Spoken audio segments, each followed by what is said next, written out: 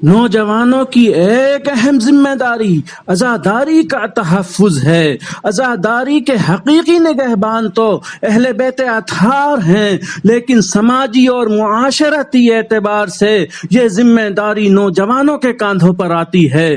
عزاداری کی حفاظت کرنے کا کیا مطلب ہے؟ اس کا مطلب یہ ہے کہ ہم عزاداری کو عزاداری کی طرح منائیں، اسے رسم نہ بنائیں۔ حالانکہ ہمارے بہت سے نوحہ خان اور شعراء حضرات نے عزاداری کو رسم کے نام سے یاد کیا ہے، جو سراسر غلط ہے، کیونکہ عزاداری کوئی رسم نہیں بلکہ ایک مقصد ہے۔ مقصد حسینی کے احیاء کو عزاداری کہا جاتا ہے۔ مقصد حسینی کے احیاء میں سب سے پہلے اور اہم کردار جناب زینب اور امام سجاد سلام اللہ علیہما نے ادا کیے ہیں، یعنی جناب زینب اور امام سجاد کے مشن کو آگے لے جانے کا نام عزاداری کا تحفظ ہے۔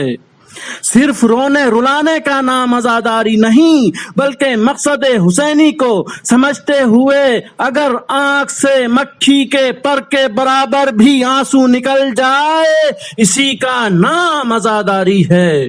ہمیں خدا کا شکر ادا کرنا چاہیے کہ اس نے ہمیں ایسے ایسے پیشوا عنایت فرمائے جنہوں نے ہمیں سب کچھ بتایا ہے۔ انہوں نے ہمیں عزاداری کا طریقہ بھی سکھایا، انہوں نے ہمیں مقصد عزاداری بھی سمجھایا، انہوں نے ہمیں ریاکاری سے بچنے کے طریقے بھی بتائے، اور ساتھ ہی ساتھ یہ بھی سمجھایا کہ ہمارے سارے کام خدا کی راہ میں انجام دیے جانے چاہیے، اور ان تمام کاموں کو عملی جامہ پہنانے کے لیے نوجوان طبقے کا یہ فرض بنتا ہے کہ قدم اٹھائے اور قوم کو حقیقی عزادار بنائے۔